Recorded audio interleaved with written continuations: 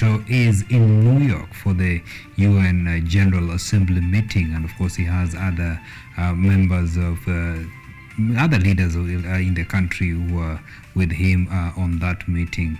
So the Deputy President Rigathi Gachagua remains to be the head of state as per now. A lot for you tonight, but first let's take a look at the stories making headlines tonight.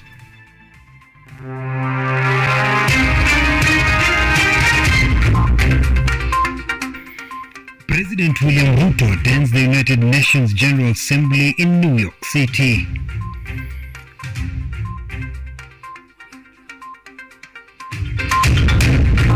Senators convene in Naivasha as they commence their 5-day induction retreat.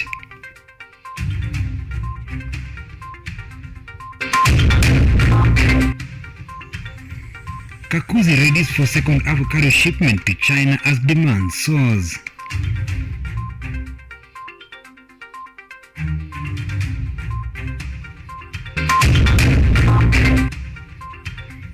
Nick Mwendwa resumes duty as FKF president after 11 months.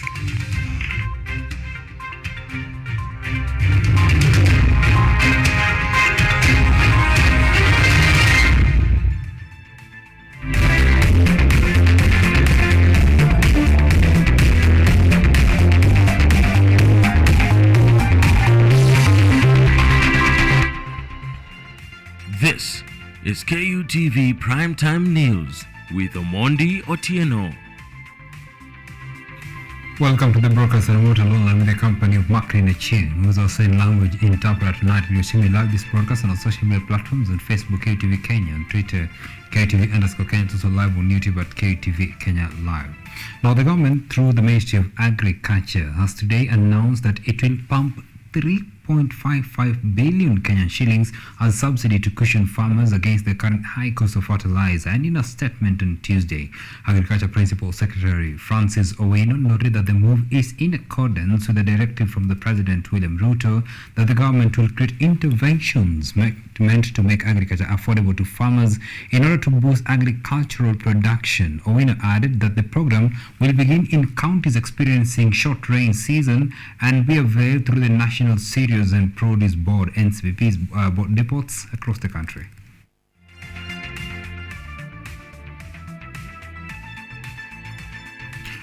And President Dr. William Samoei Ruto is in New York to attend the United Nations General Assembly's UNGA annual gathering of world leaders. At the 77th United Nations General Assembly, Dr. Ruto is expected to speak to his fellow African leaders on climate change. And women's lives are getting... As the world leaders converge for the 77th session general debate in UN General Assembly UNGA in New York City, Kenyan head of state President William Ruto is to address the world leaders on climate change. William Ruto is slated to meet with fellow African president to discuss the current climate crisis in Africa, including the ongoing drought and flooding in Sudan. This is his second maiden trip since his inauguration, which followed the burial of Queen Elizabeth II in Westminster in Britain. As President Ruto makes his debut address at the United Nations, he is expected to hold talks with bilateral ties with other heads of states. According to the schedule of speeches publicized by the UN, he will speak in the afternoon Wednesday, just after the Slovenian representative. The press statement released by the Ministry of Foreign Affairs read, "At the United Nations headquarters, Kenya will seek to promote its foreign policy at the multilateral system, including enhancing participation in the quest for realization of the SDGs and the global leadership in emerging issues, including climate change." As he noted in his inauguration speech last week, Dr. William Ruto promised to place climate change among priority items to deal with in his government. Among the central concerns of my government will be climate change. In our country, women and men, young people, farmers, workers, and local communities suffer the consequences of climate emergency. It is not too late to respond. To tackle this threat, we must act urgently to keep global heating levels below the 1.5 Celsius. This year's UNGA theme is a watershed moment, transformative solutions to interlocking challenges, under which the leaders are expected to discuss the impact of the Russian invasion of Ukraine, the global energy crisis, climate change, and the aftermath of the COVID-19 pandemic. An induction for members of parliament at the Safari Park Hotel in Nairobi today entered its second day. Among the issues discussed were the National Government Constituency Development Fund after legislatures of the 13th Parliament attended various forums acquainting themselves with the House operations. The second day of the induction of members of the National Assembly at Safari Park Hotel in Nairobi began with the legislators being divided in 4 groups that attended forums where they were taught on various issues of the House. The first group focused on the rules and procedures of the National Assembly, as the second one was tackling the formulation of laws. The third group of members of Parliament familiarized themselves with the committee systems, and the fourth addressed issues of the budget and public finance. Afterwards, the lawmakers had a discussion on the matter of the National Government Constituency Development Fund. The members of the National Assembly also held a closed-door meeting with the Inspector General of Police, Hilary Mutyambai, and other security sector officials. The induction will continue tomorrow and is expected to end on Friday, 23rd September, with its aim being familiarizing the members with the procedures of the House. Mutweri Eliud for KU TV. And today marked the beginning of the Senators' 5-day induction program in Naivasha, which was officially opened by the Senate Speaker, Honorable Amason Kingi. This exercise saw senators guided through the Senate's mandate and their legislative responsibilities in the counties. The oversight fund issue was also raised in an effort to increase the visibility of the Senate in the various counties. Nearly 2 weeks after taking their oath of office, the 47 elected and 21 nominated senators have gathered for their 4th induction retreat in Naivasha in an effort to assess the current challenges and expectations while delegating their respective roles. The Senate Oversight Fund issue taking center stage here. Senators argued that the Oversight Fund, similar to the CDF of the MPs, will allow them to better delegate their oversight role over the county governors while also increasing their chances of being re-elected. Procurement. We don't have the capacity because some of us are not trained in those areas of specialty.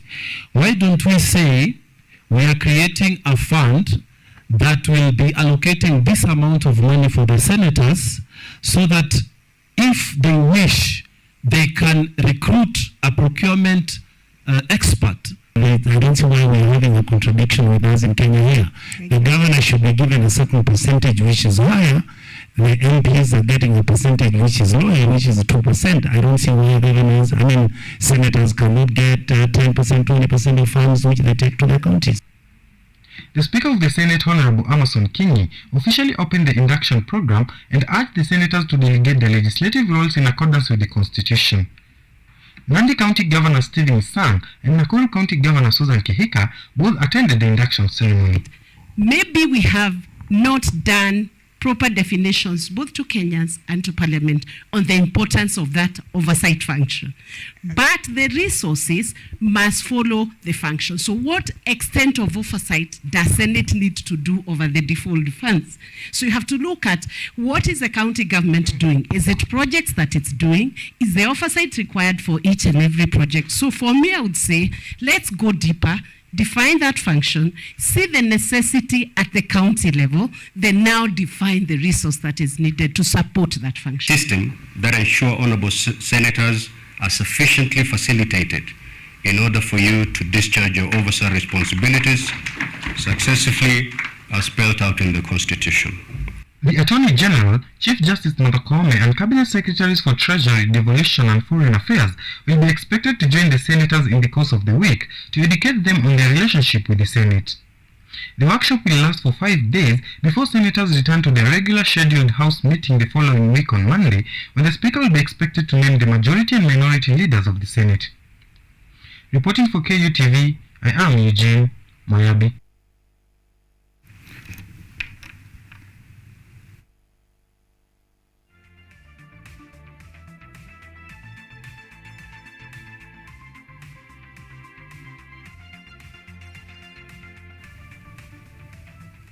And Deputy President Rigathi Gachagua has today paid a visit to the presidential escort policeman who had been injured in a road accident and who is being treated at the Nairobi West Hospital. DP Gachagua has expressed relief on social media, saying that the officers are recovering steadily and will soon be discharged. This occurs just 24 hours after the second in command declared that all systems go after moving into the Deputy President's office at the Harambee House Annex.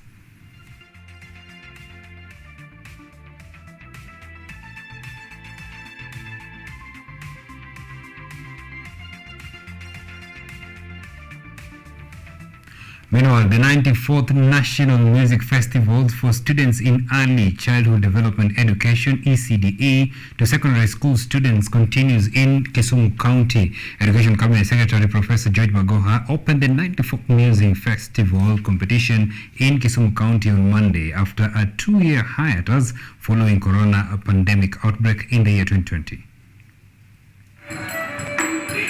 It is 2 years now after the National Music Festival's competitions were suspended in schools following the corona pandemic outbreak in the country, leaving many students dealing with the monotony of learning. The CS for Education, Professor George Magoha, on Monday, 19 September 2022, opened the 94th Music Festival's competition in Kisumu County. Kenya Music Festival is unique in many aspects. To begin with, it involves learners of all levels of our education system. There aren't many such activities elsewhere in the world with such a range of participants. Secondly, the range of categories performed at this festival is enormous, with over 600 classes of music, dance, and elocution.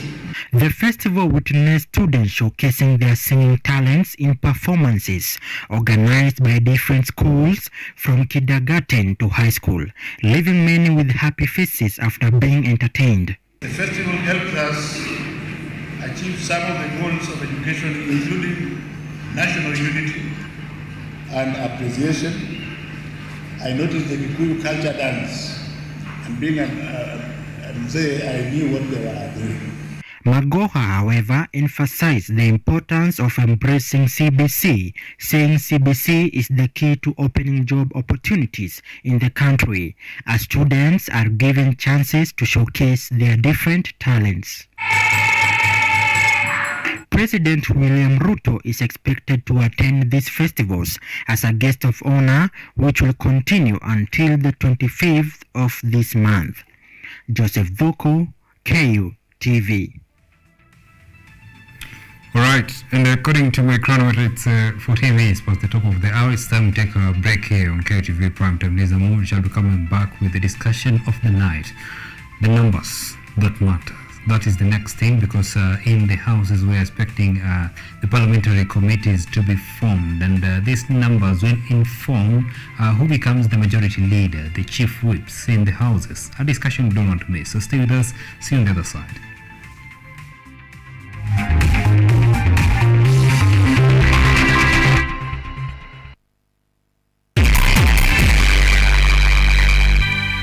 Driving and riding without incidences on the road is such an amazing experience. But do you know while many road traffic crashes are avoidable, human behavior continues to be the leading cause. Speeding, lane indiscipline, drunk driving, distracted driving, failure to wear a helmet, and failure to use available pedestrian ways have been flagged by NTSA as the fatal 6 behaviors likely to lead to a fatal crash and serious injuries. As part of the Usalama Barabarani campaign, we request all road users to prevent these fatal 6 behaviors for their own safety and that of others. When driving, ensure your speed is within the stipulated limits. The road ahead is clear before overtaking. Stick to your lane. Keep left unless carefully overtaking. You're well rested if driving on long distances, and you never drink and drive. Usalama Barabarani starts with you. Fika Salama. This message is brought to you by the National Transport and Safety Authority and the European Union.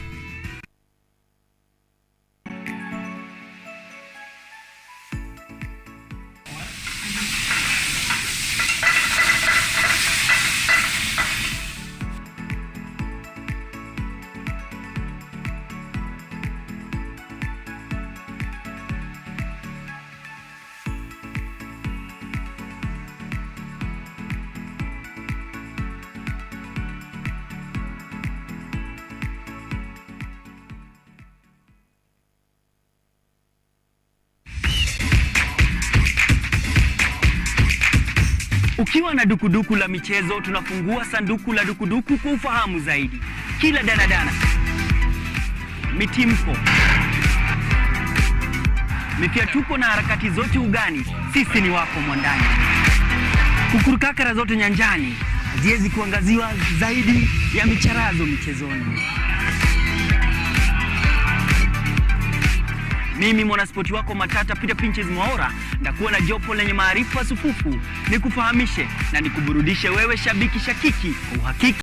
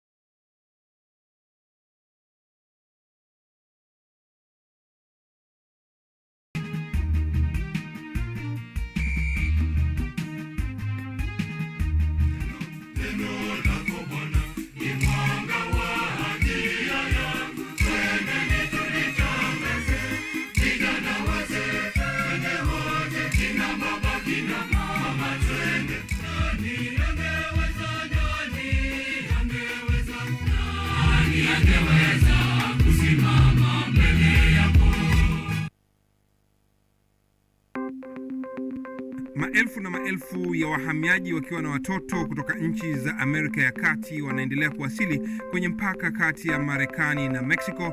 But folks, I'm going. Thank you very, very much. I appreciate it. Thank you. Ni habari kutoka pembe zote duniani. People pass vuguvugu. People pass ni idea. Sazidi ananyonya, hanyonyi vizuri, anakuwa hayuko comfortable. Jeshi la Jamhuri ya Kidemokrasia ya Kongo linapambana na waasi wa ADF. Kwa sasa wanatoa wito kwa mashirika, makampuni na vile vituo vya uchukuzi. Mambo mengi yatakwenda kama yalivyopangwa. Hapa ni kuna mmoja wa viongozi wa chama cha wavuvi katika eneo hili. Zaidi tunajaribu kuwapa chanjo ili ina boost ama inanyanyua kinga ya mwili, ndio inaenda kupelekea kupambana na virusi. Ni duniani leo, Jumatatu mpaka Ijumaa, moja kwa moja kutoka VOA Swahili, Washington DC.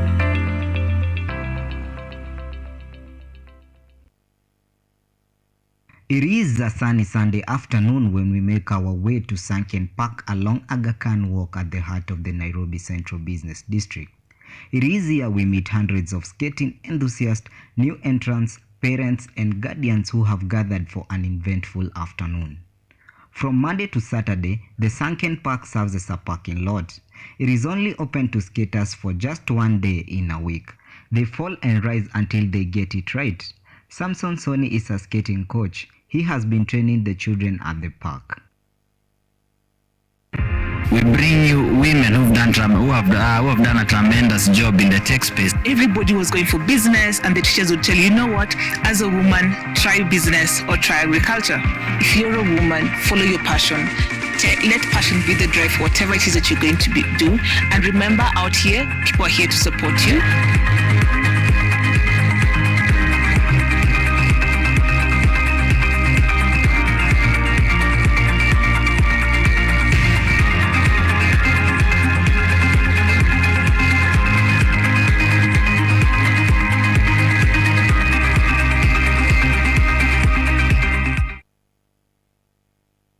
Drive Driving and riding without incidences on the road is such an amazing experience. But do you know while many road traffic crashes are avoidable, human behavior continues to be the leading cause. Speeding, lane indiscipline, drunk driving, distracted driving, failure to wear a helmet, and failure to use available pedestrian ways have been flagged by NTSA as the fatal 6 behaviors likely to lead to a fatal crash and serious injuries. As part of the Usalama Barabarani campaign, we request all road users to prevent these fatal 6 behaviors for their own safety and that of others. When driving, ensure your speed is within the stipulated limits. The road ahead is clear before overtaking. Stick to your lane. Keep left unless carefully overtaking. You're well rested if driving on long distances, and you never drink and drive.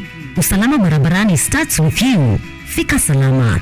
This message is brought to you by the National Transport and Safety Authority and the European Union. Welcome to Children's Corner. Welcome to Children's Corner. Children's Corner.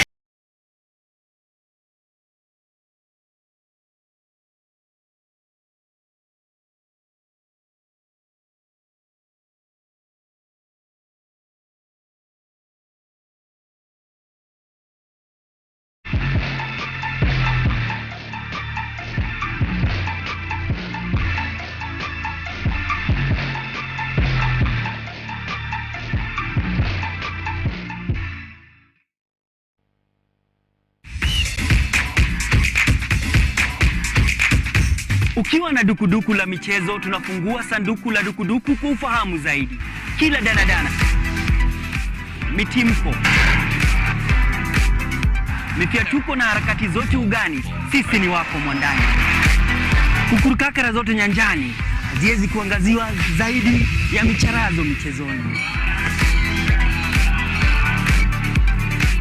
Mimi mwanaspoti wako matata Peter Pinches Mwaura ndakuwa na jopo lenye maarifa sufufu, nikufahamishe na nikuburudishe wewe shabiki shakiki kwa uhakiki na kindakindaki.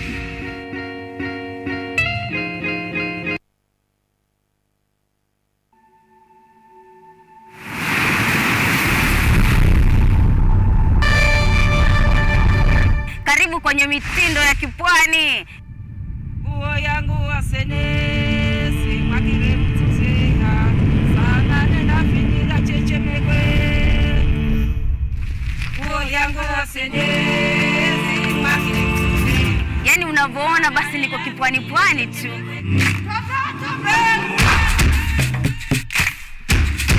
Wali unapopika inatakana uko half cooked. Bagari. Niko katika kaunti ya Kilifi, magavazi ya Gede. Stream live mitindo ya kipwani on our KUTV Facebook page every Saturday 4 p.m.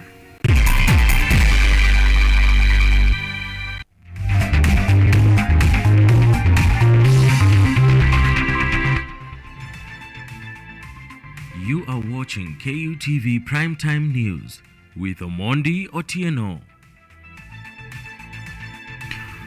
Welcome back. Thank you for staying with us on KTV Primetime News. And if you're just joining us, we're streaming live this broadcast on our social media platforms on Facebook, KTV Kenya, on Twitter, KTV_Kenya. It's also live on YouTube at KTV Kenya Live. Now, members of the National Assembly began their week-long induction workshop in Nairobi as they prepare to officially start their legislative duties. The Senate is also beginning their 5-day induction retreat in Naivasha. This will be the first time the senators will converge after their swearing in on the September 9th. Following the elections of the speakers of the both upper and lower houses, the members will have the majority leaders and whips, which is tightly pegged on the numbers. Kenya Kwanza are already boasting of having claimed the speaker's seat, and are they bagging the majority seat as well, taking the oversight of the committees? Now, which policy implementations should Kenyans be expecting if the Kenya Kwanza, of course, gets the majority and the majority leader and the majority whip in the House? And that's from the discussion of the night. And joining me is Samuel Anyona, who is a political analyst and Azimio youth leader. Thank you so much, Samuel, for dedicating your time for this discussion. Thank you, Ken. All right, now Let us just get to the gist of this discussion, talking about the numbers. We have seen in the National Assembly and in the Senate, when it came to the election of the speakers. Then in the National Assembly, of course, we saw the Kenya Kwanza, who fronted Moses Wetangula, the Ford Kenya Party leader, as their candidate. He clinched this position. When it came to the Senate, the Kenya Kwanza fronted, of course, Honorable Amason Kingi as the leader, and they clinched that seat. And lately, of course, we've had leaders allied to the Azimio camp saying that they have the numbers. If they didn't clinch the speaker's positions in the upper and lower houses, will these numbers manifest themselves when it comes to selecting the majority leaders and the majority whips in the houses?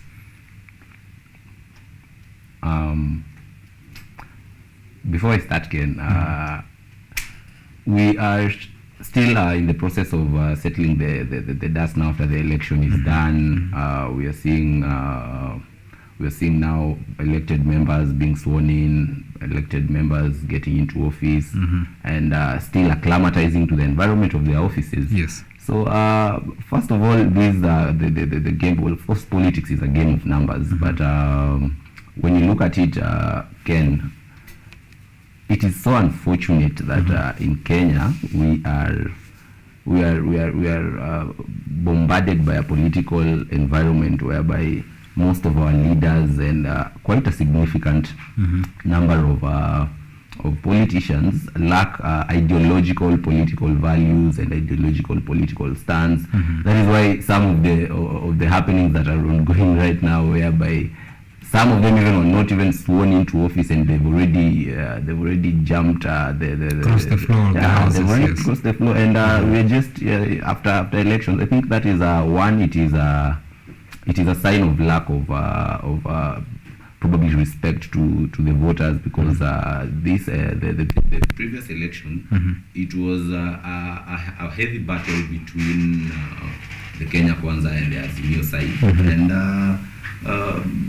some of the areas that you find someone campaigned under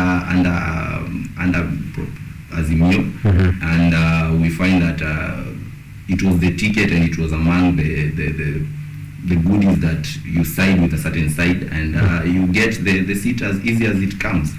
So, but what I probably hope for and urge the parliament that is coming in under the new government, what we should not witness again is the numbers that there's something Professor Okiya Omtata was talking about, the autonomy of his voice and his place in parliament.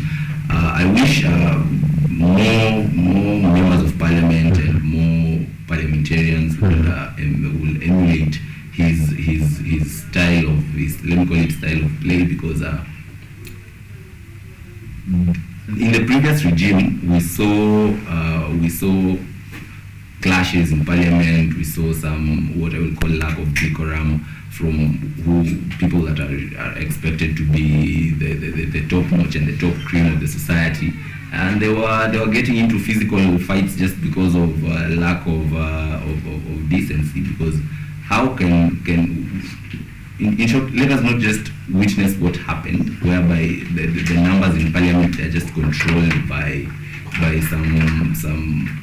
some top heads, and people are just voting in parliament or casting their ballots on the basis of basic not manipulation, but rather basic you're receiving you're playing your roles as they come from the head. I think if we try to be free a little bit and try to emulate the purpose of the voice and our voices. Of course, we need a parliament that each and every member of parliament can be able to articulate their agenda for the people of Kenya. They can be able to represent the views of the people of Kenya, rather than just sitting and waiting to be told, go and vote this, go and vote that. So if we start by that, we are headed in a better direction than the previous regime. Right. Well, this point, of course, you noted that even before the swearing of the members of parliament, we saw some leaders crossing over the floor, moving to Kenya Kwanza, and leaders that were allied to the Azimio side, moving now to the side that has the government of the day, that is the Kenya Kwanza side. And probably, in as much as this, in a way, because the way you articulated this is that they are going against the wishes of the electorates who put them in, who elected them into the offices, because they have not even consulted the electorates who elected them into the offices, but they're crossing over, of course, to be with the government, to be with the government of the day, that is the Kenya Kwanza government. And now, if that's anything to be taken into consideration, we have seen a number of people, of course, who are allied to the Azimio side, crossing the floor, going to the Kenya Kwanza side, and we've also seen the members who were elected into the parliament, of course, when they were independent candidates. There are 12 of them, and 10 of them have already crossed over to the Kenya Kwanza side. And of course, now this gives the Kenya Kwanza side a lot of numbers in the parliament. So, and of course, now that maybe just to borrow it from what I said before, that when it came to the election of the speakers, the Kenya Kwanza enjoyed the massive numbers, and of course, this made them clinch the speakers' positions. And now, the majority whips and the majority leaders, these are the people who will be chairing some of the executive, the committees in the committees in the parliament, of course, who shall be drafting a lot of, maybe talking about the finance and budgetary committees. It's chaired by the majority leaders. So, what is the fate of Kenyans when most of these leadership positions, rather, in the parliament will be headed by the leaders allied to the Kenya Kwanza? The opposition leaders, who are now the Azimio side, will they have enough threshold, of course, to keep the government of the day in checks in the government of the day? Yeah, of course, this is not the first time that, let's say now, probably if Kenya Kwanza manages, which is as of now unconstitutional, because the period in which we can start talking about post-election coalitions and such kinds of narratives. Yeah, it's supposed to be 3 months, of course, 3 months after the elections. Yes. Yeah. So if maybe some of the happenings could be in a okay, now it's not the first time that if now Azimio manages to lose the petty fight that is here, of which I think is clearly unconstitutional. The law states that the majority side, which we know is Azimio, yes. So it will not be the first time that government is being run by a majority in parliament, and the Azimio side will be able to keep the government in check even without the numbers, because have we managed to do that before in the previous regimes?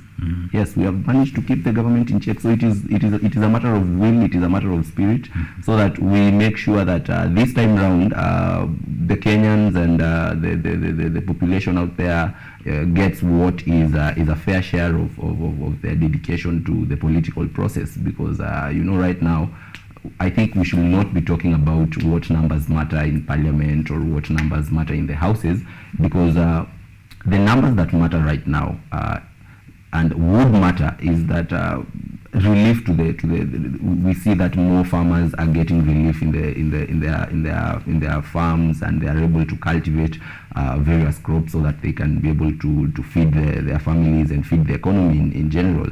The numbers that will matter is that we see more children that are in the maybe arid and semi-arid areas and lands. Right now those over 23 counties are facing acute drought, and it is a crisis that needs to be urgently solved.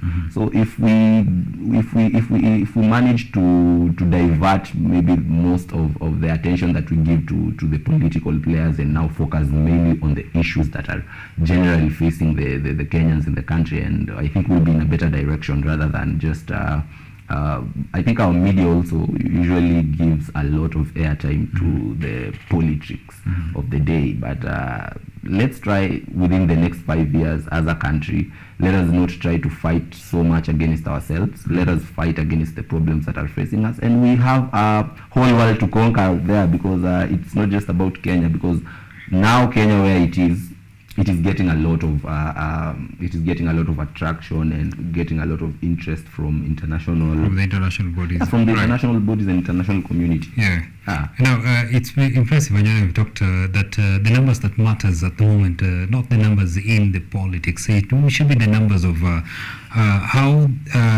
how many children, how many people can be, how many lives can be salvaged in the arid and semi-arid areas, how many agriculture, how many farmers, of course, can get the subsidized fertilizers that will increase the production. But these things, of course, they come with the policies that are made in the houses. It's not really just a moment of, it's not just it's not just that a talk of now the numbers will matter on what is being done on the ground. There's the legislation part, and of course you're saying that constitutionally Azimio holds the majority numbers in the parliament, and talking of Azimio, if we start now scrutinizing the Azimio la Umoja One Kenya coalition, it was registered as a party, and of course the other political pundits have said that Azimio now being registered as a party, we have not seen members elected to the House as candidates of Azimio, but they're just members who are elected, of course, in the House as members of the constituent parties that form the Azimio One Kenya Coalition Party. So, meaning, if it's anything to go by, the Kenya Kwanza, rather than the United Democratic Alliance, that fronted the William Ruto as the presidential candidate, and of course he claimed the presidency. UDA has 144 elected MPs, and we are now seeing it's being followed immediately by the ODM party, which has 88 elected MPs. Jubilee has 27, Wiper has 26, and of course other small parties in different coalitions. So what are we seeing here? Constitutionally, you're saying that members who are parties who are members to the Azimio One Kenya Coalition Party are not allowed to leave the party before 3 months after the election. So do we really say that Azimio still has the numbers? Because constitutionally, we have not seen members elected as members who are elected through the ticket of Azimio party. But then, if you contradict and say that we are not seeing them elected as a coalition party, and there was the agreement that the 90-day rule, that after 90 days we can start talking about shifting into other political vehicles. So I still remain firm under my view, and as the newly elected speaker, Moses Wetangula, say that once the matter is tabled in his desk, and he will make a consideration of what the Constitution says, what the law says, and the standing orders of Parliament say. So I think we have talked too much about this, and probably we should now wait for him to make a decision, and from there on we move on, because we now re-strategize from there, because we have seen previously during the elections certain sides, certain political entities were expecting maybe some decisions to favor them, and it went haywire.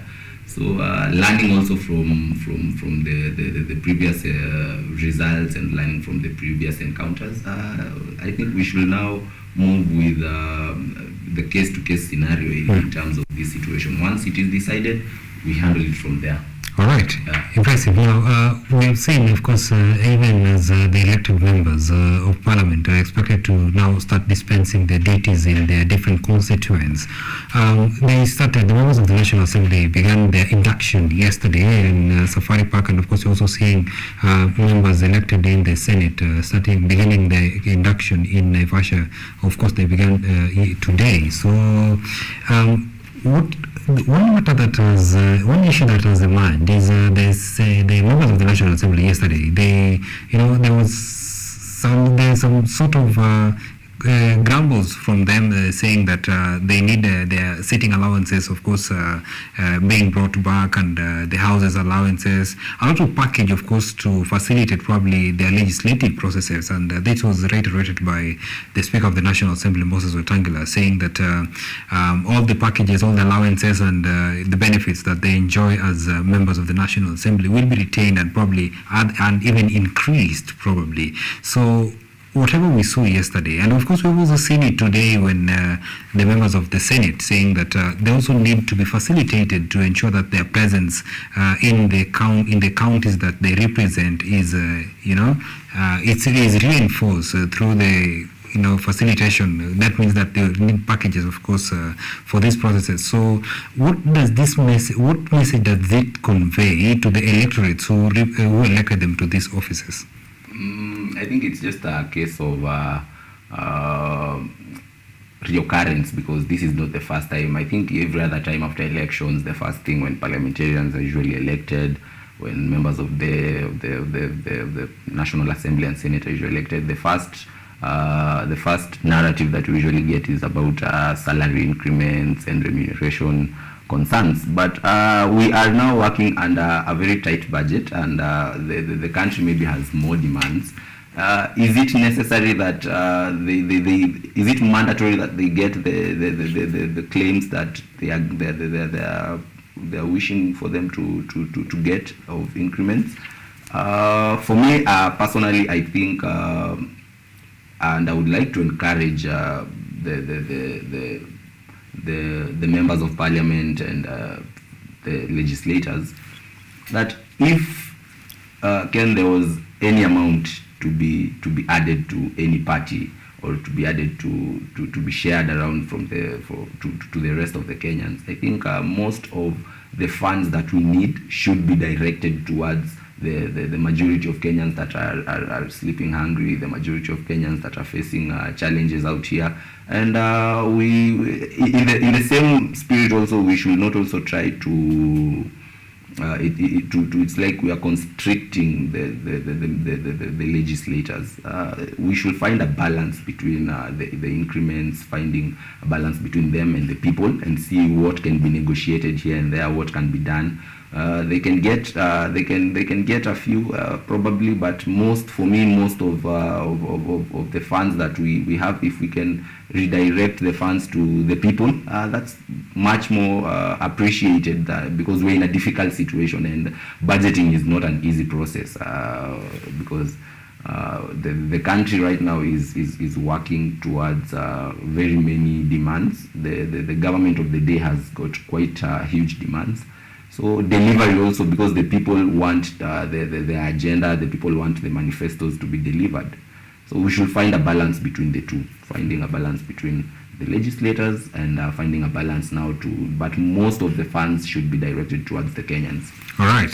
Now, of course, it's impressive that you've talked about the tight budget that the country is in, and the more demands that this country is under. And of course, we're also having our debt crisis, because we're obligated to pay our debts. And this was forced probably. We've seen the president, of course, saying that the subsidies that were there for fuel, which seem to have made it easier for the common mwananchi to do, budgeting here and there. When this subsidy was removed, the next thing that is expected is probably we're going to higher inflation, with the prices of commodities, of course, increasing, so that we can be able to facilitate, of course, our debt demands and everything. So the policy is probably, because of course it's good that you talked of the agendas and the manifestos that the government of the day have for the people. We saw this being explained in every political rally during the campaigns period. So looking at the manifestos and the agendas that the government of the day had, vis-a-vis the amount of money that we have in our pots, and probably what will be collected, how soon do you feel it will be for this government to realize that, of course, the promises that they made to the electorates, and to probably also get to realize the manifesto that they had? How long will it take Kenyans to start probably benefiting from these promises that were made by the government of the day? Still the president has yet to establish a fully working team. Let me try to use a sports kind of perspective. You know, when a manager is assembling his squad and is trying to see this player fits here, this player fits there, we are yet to see a fully fit squad with the new government. Now that is both on the opposition and the government side. So we are yet to fully get a realistic image or a picture of the whole lineup that is going to be serving us. So until we see the government in full swing, until we see now every player has been assigned their roles so that work can start, because unfortunately the president had to travel to attend the burial of the late Majesty Queen. He's moved also to he's moved to New York City, of course, for the UN General Assembly meeting. Yeah, and you remember Kenya is currently having the seat for the African nation in the Security Council, which is rotational. So it is also a chance for the president now to go out and establish himself and try to make his presence felt and his impact on a very early on a very early period of his tenure. And I think whatever he comes with back at home is going to be a huge determinant of where our country is headed for the next 5 years. Yes.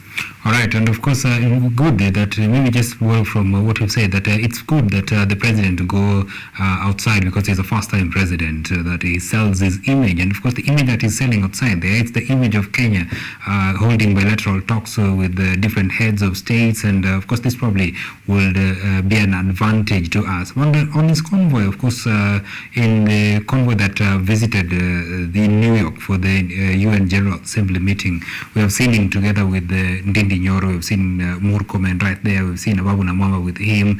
So, you know, these are people that are very close to the president. And when it comes to these cabinet secretaries' positions and other positions, of course, in the government, we are probably going to see that some of these loyalists to the president being given some of these positions. We know the loyalists right from the campaign periods who stood strong with the president now, Dr. William Ruto. So if these loyalists were to be awarded, or rather if they were to be given positions in government, are we foreseeing probably a working government with these loyalists that were allied to the president having positions, of course, just to reward their loyalty to the president? On matters of loyalty, we would like, and everyone would like to reward the people that have been there with him through the campaigns, with him through the ups and downs. But when it comes to the public positions and the offices, I think what we should try to adapt is who is the right man for the job, despite the fact that they were loyal to him, despite the fact that they were with him everywhere, even if they did not sleep. It sounds quite unfair, yes, but at the end of the day, you remember that, Ken, we are only 8 years away from Vision 2030. We are only 8 years away from a vision that has been talked about, has been analyzed. So if now this is only one government in place, by the time we are getting to the 2027 election period, we should be having a clear vision of what 2030 really looks like, apart from, because probably it could be another manifesto. And you know, in Kenya, manifestos are usually planned, they are detailed, they are written, but the part of implementation side of it, we see that it is not fully implemented. So I think the president should appoint the right person for each and every seat and each and every, for example, now the positions in the cabinet. Who has the gravitas? Who has the ability to take the industry and the ministry forward? So if you do not have the capacity to deliver, I think then that position doesn't help the Kenyans, because if we put people that cannot deliver the job, then that is the first step of going in the wrong direction. Yeah.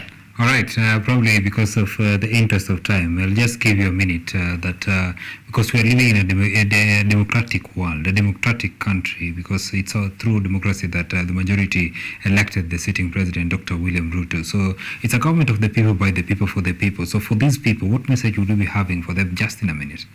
To the Kenyans out here watching, my message would be, one, I commend the Kenyans and the international community and each and every player that has been playing a role in the previous election. We were under serious pressure to deliver peaceful elections, and we did it as a country. Now this is not this is not a message to the despite the sides that each and every person was supporting, we have managed to get a peaceful election. That is a tick for me, and I will commend the Kenyans for the good job they have done.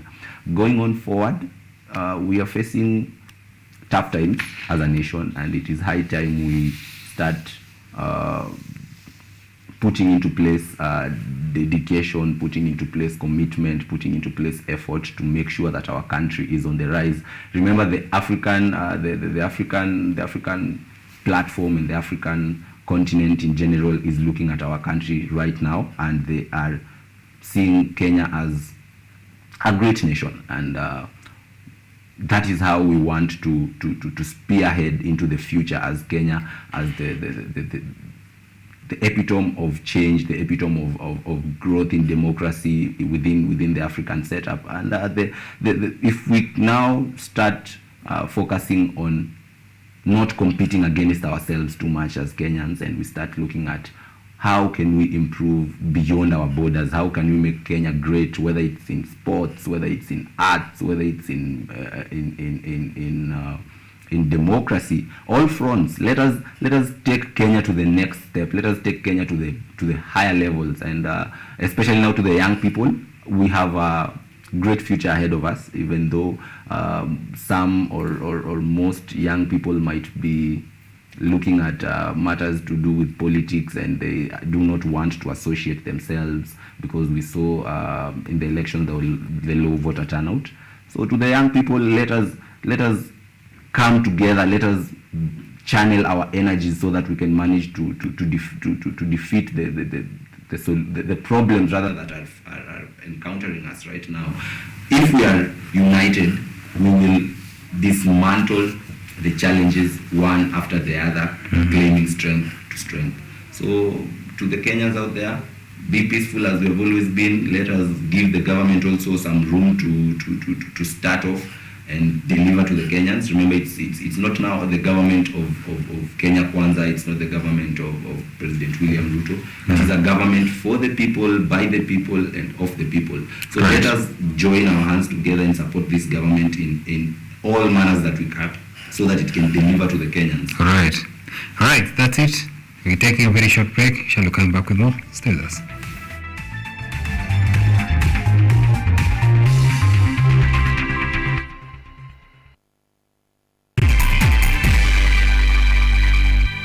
KUTV, in conjunction with Kenyatta University Funeral Home, is now offering death announcements immediately following our news bulletins at 7 p.m.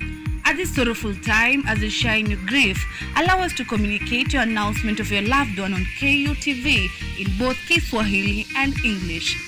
For more details, kindly inquire at the KU Funeral Home Service Desk or call 0736 928 380 or dial 020 359 9054. It is a sunny Sunday afternoon when we make our way to Sunken Park along Aga Khan Walk at the heart of the Nairobi Central Business District. It is here we meet hundreds of skating enthusiasts, new entrants, parents, and guardians who have gathered for an eventful afternoon. From Monday to Saturday, the Sunken Park serves as a parking lot. It is only open to skaters for just one day in a week. They fall and rise until they get it right. Samson Soni is a skating coach. He has been training the children at the park.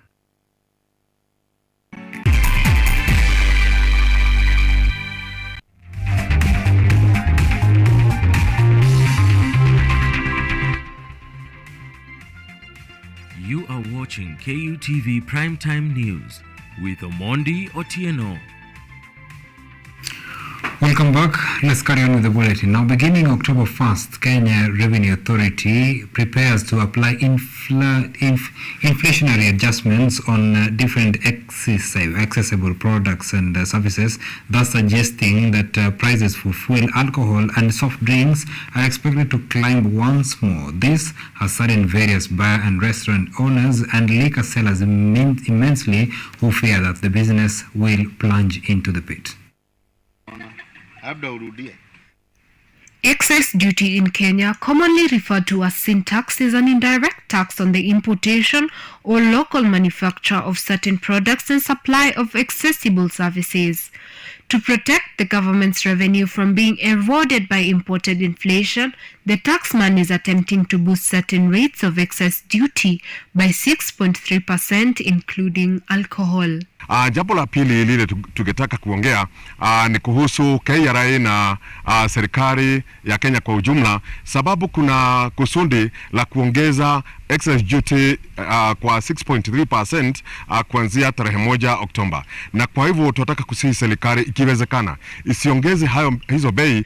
According to the business community, this move may compel certain investments to close down, which will result to job losses.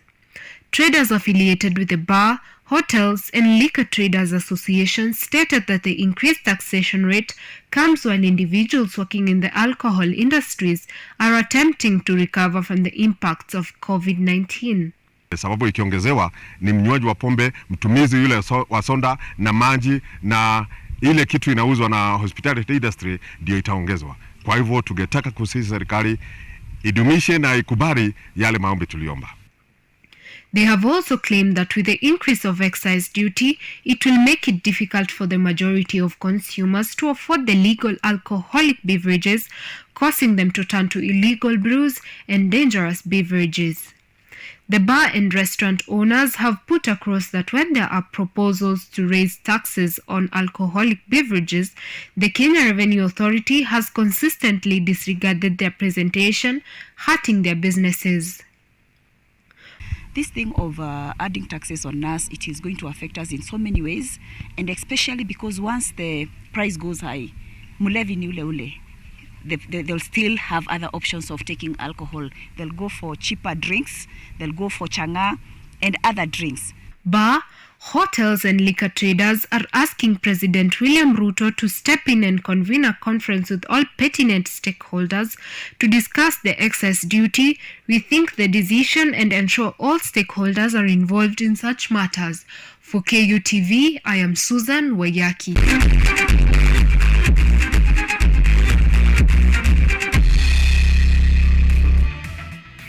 And let's now take a look at what's happening in the world of sports. Now, Football Kenya Federation President Nick Mwendwa has today resumed office at Kandanda House, accompanied by the Chief Executive Officer Barry Otieno and a host of other officials. The Mwendwa-led administration was ejected from office in November last year by the Sports Cabinet Secretary Amina Mohamed following grave allegations of graft. At the same time, this evening, the CS has stated that the KFKF President Nick Mwendwa resumed office illegally.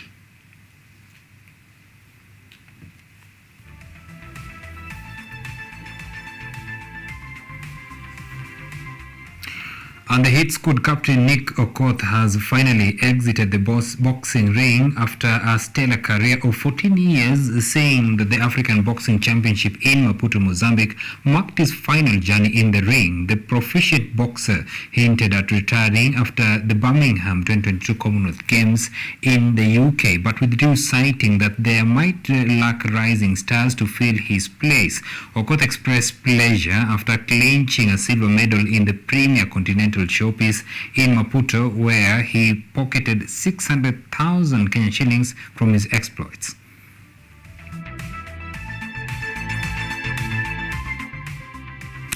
And finally, English Premier League side Brighton have appointed the former Ukraine's Shakhtar Donetsk Roberto De Zerbi as their manager following the departure of Graham Potter to Stamford Bridge. The Italian manager had to quit coaching Shakhtar earlier this year following the security instabilities in Ukraine. Deserbi, having proved enough potential in his former teams, has now signed a 4-year contract at the Amex Stadium and is expected to be in place for Brighton's next match against Liverpool at Anfield on October 1st.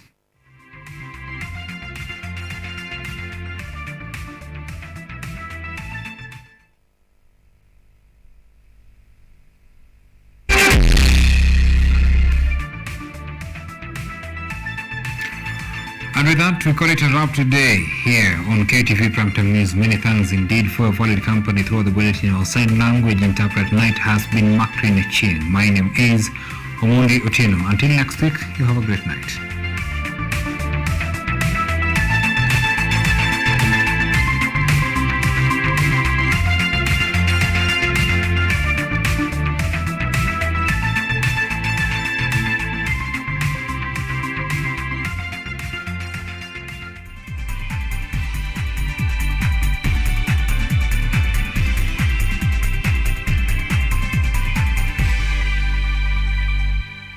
Driving and riding without incidences on the road is such an amazing experience. But do you know while many road traffic crashes are avoidable, human behavior continues to be the leading cause. Speeding, lane indiscipline, drunk driving, distracted driving, failure to wear a helmet, and failure to use available pedestrian ways have been flagged by NTSA as the fatal 6 behaviors likely to lead to a fatal crash and serious injuries. As part of the Usalama Barabarani campaign, we request all road users to prevent these fatal 6 behaviors for their own safety and that of others. When driving, ensure your speed is within the stipulated limits. The road ahead is clear before overtaking. Stick to your lane. Keep left unless carefully overtaking. You're well rested if driving on long distances, and you never drink and drive.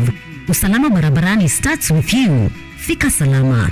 This message is brought to you by the National Transport and Safety Authority and the European Union.